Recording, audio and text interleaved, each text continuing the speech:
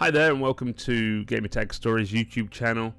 Today I'm going to do my first ever tier list on Resident Evil on the numbered entries, not including Resident Evil 0 or Resident Evil Survivor 2. Nobody wants that.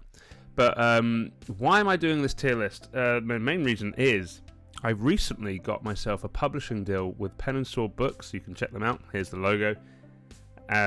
And I'm doing a history of Resident Evil, one of my favourite survival horror franchises, many of ours. That's why they've lasted for nearly 30 years. And so I thought I'd look at the kind of main entries, including their remakes, and we can rank them together. Now, yes, we have 5 tiers here. Super mega awesome for the absolute gods. A, B, C, and D is for dog toilet. Will any of them go in dog toilet? I understand some people's lists may be different, and that's the great thing about these lists. This is my personal opinion. You may agree with me. You may go, Tommy, you're an idiot. What are you on about? That's much higher or that's much lower. So what we're going to do is we're going to start. We'll do them in order. So we'll start with the original one, and then we'll go from there. So let's have a look. Resident Evil 1, the OG, 1996. Fantastic survival horror game. I first played this on the PlayStation. I think my big brother had it. And it terrified me. When it came out, I think I was 11. And we all know the scary jump scares, the dogs through the window. And the first time you saw a zombie and he turned his head, oh my goodness. The foundations for the franchise are obviously laid there. And obviously I know now Resident Evil 0, chronologically it's slightly different. But as for the OG game, where does it sit on this list? Is it dog toilet? Is it C? Is it B? Is it A? Is it super mega awesome? Now for you younger people who may have only recently started gaming, yes, it looks like dog toilet, but it has that charm for us older gamers. Those PS1 crappy polygon graphics and tank controls, which were they're a big selling point these days. It set the foundation for what to come. You know, you've got 2 campaigns, Jill and Chris, and nobody ever realised until much later on that Jill was easy mode and Chris was hard mode. And I used to pick Jill anyway because she had a gun and Chris had a knife. But where does it sit? I think it's so iconic. You know, lots of them are. But let's put it in. Let's put Resident Evil 1. Are we doing it in comparison to everything else? We're going to put it in B. And I know that might be very controversial. So I'm not saying it's bad. B isn't for bad. B is for brilliant. A for awesome. C for crap. Dog toilet. But if we're looking at just this list, there are games which are better. But it was fantastic. So I'm going to go through from there, and then we'll do the remakes after. So then we get to Resident Evil 2, 1998. I remember this. We have a shop in England called Game. Before it was called Game, it was called Electronics Boutique. So when Resident Evil 2 came out, I was 13, and it had a 15 certificate. And I wanted it so bad. I'd played the demo, the 10-minute demo. You could play as Leon at the beginning, and it blew my mind. And I'd saved up all my pocket money, and I used to go to my dad's every other weekend, and I would meet him outside Electronics Boutique. Imagine that. Kids were just allowed to kind of do whatever when we were younger. And I would meet him there, and I'd always go in and have a look. And I'd saved up all my pocket money, and I was like, Dad, can you buy it for me? Because I'm just a teen. And I looked really young at 13. You could tell I was like a kid. And so he went in and got it for me, and it blew my mind. The double campaign, going into the RPD, Mr. Tyrant running around, it was amazing. It's such a step up from the first game in such a short time, actually. It blew people's minds. So for that reason, Resident Evil 2 goes in super mega awesome for me. It is absolutely phenomenal.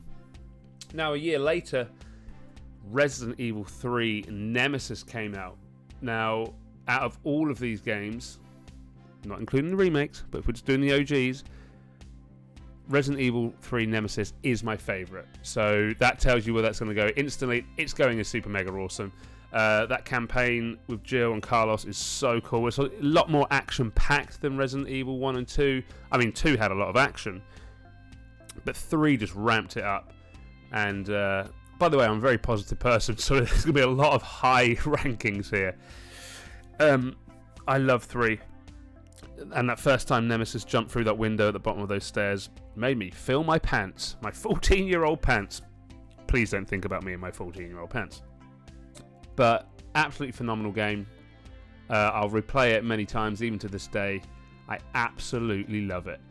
Then there was quite a bit of a break. I'm going to cough, excuse me. There was a break for... Well, we had Code Veronica and a few other games. Resident Evil Survivor, we won't talk about that. The Outbreak Files, which are underrated, I think. But we're not here to talk about those. Then Resident Evil 4 came out, 2005. And wow, another phenomenal game that was groundbreaking, kind of over-the-shoulder, free camera movement.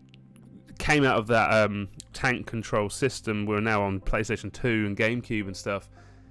And it really elevated everything. Leon's adventure was amazing, and I remember buying that. So by this point, I was 20. It gives you my age, getting old. But Resident Evil 4 straight away, super mega awesome. You're going to look at me and go, "Wait, is everything just going to go super mega awesome?" No, it's not. 4 is just amazing. And did you ever shoot into the lake? If you haven't, go shoot into the lake. Okay, Resident Evil 5. Let's skip forward a bit. Resident Evil 5. So, it came out in 2010, I think. 2009, 2010. The concept was great, but we had shifted from that survival horror into pure, look at me, Chris Redfield, massive biceps, let's punch boulders, action. Having the full campaign in co-op was great. And I actually, for the first time ever, I played it with my girlfriend at the time. She was a gamer, and we played through it, and it was fun. So that aspect was really good. But overall, was it as good as the other games? Did it have that X factor that the series was known for? It did not. And for that reason, we are putting Resident Evil 5 in C. It's not the worst game. It's not the best game. Many of you watching this going, we know what the worst game is. So it's fun to play still, every now and then. There's some good enemy design. Yes, I know it was very controversial at the time as well. If you were around then, it kind of caused a bit of kind of controversy because it was set in Africa and all this stuff. But we're not getting into that. We're just going purely on gameplay and stuff. It was okay. So it goes in C. Now, Resident Evil 6 obviously goes in super mega awesome. No, it doesn't. It goes in dog toilet. It is the worst of the franchise. We all know this. Everybody knows this. Why does the 6 look like a giraffe being pleased by something? But it does, if you've not seen that. 4 campaigns. Great idea. 4 lead characters with partners. Again, kind of playing off Resident Evil 5. Fantastic idea.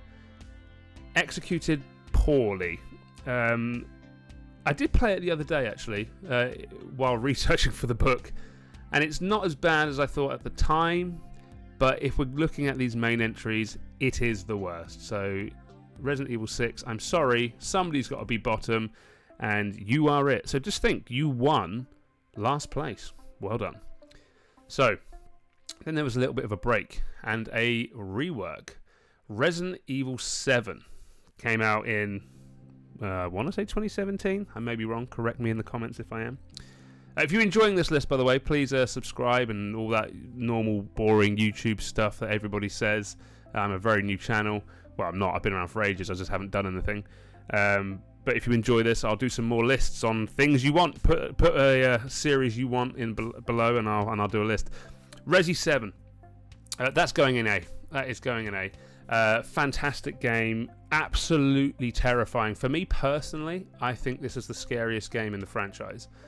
That kind of return to survival horror, being in first person, stripped back in the Baker house and like walking around, and it was just really creepy. I really get absorbed into the kind of atmosphere we all do in games. That's why we play them. That's why we love them.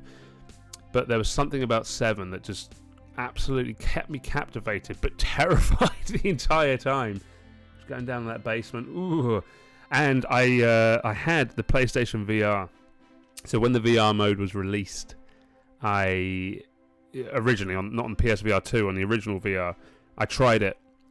And that scene, if you've played this game, no spoilers here, but if you go into some water and something pops out quite close to your face, in VR, I can tell you now, that is absolutely terrifying.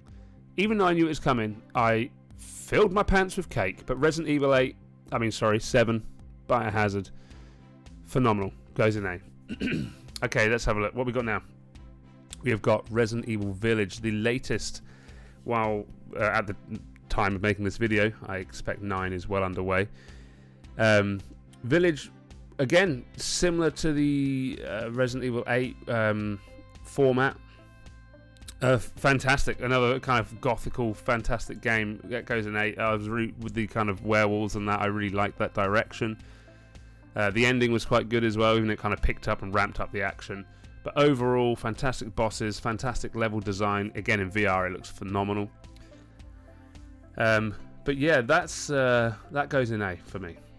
Now, we have done the main entries. Let's do the remakes, starting with Resident Evil for the GameCube, and then later released on PlayStation Store and stuff like that, HD and all that. So a remake of the original one. Actually, I think it came out in 2002, so it was only remade 6 years later for next generation consoles, well, for the GameCube. And it was fantastic, absolutely fantastic. Okay, it still had that fixed camera angle view, but graphically, if you go back and look at that now, it's still amazing. And it's 22 years old. That's crazy. So for that reason, obviously it improves on everything the original did, while keeping that kind of survival horror element, and we love that. So that goes in A as well. That's a fantastic game. As you can see here, Resident Evil was a great series because it's all very, very high. Then we have the Resident Evil 2 remake, the first of the kind of new remakes. Amazing, super mega awesome, phenomenal game. Really captured that essence of the original while bringing the new updated graphics, gameplay, and again quite scary.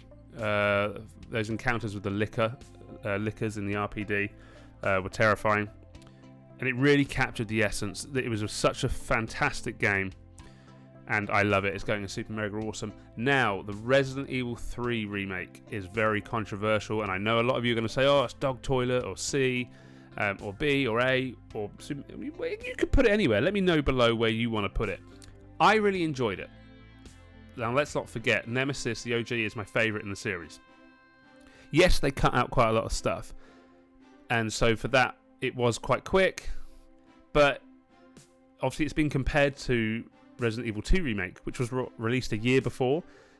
I think they did rush development a little bit, but overall, it plays the same as Resident Evil 2. It's phenomenal. And, you know, if that's such a great gameplay, and they've implemented that again in another game a year later, it's still going to be great gameplay. Yes, it could have been a bit longer, a bit more information. In fact, that's the only game I've got the Platinum Trophy.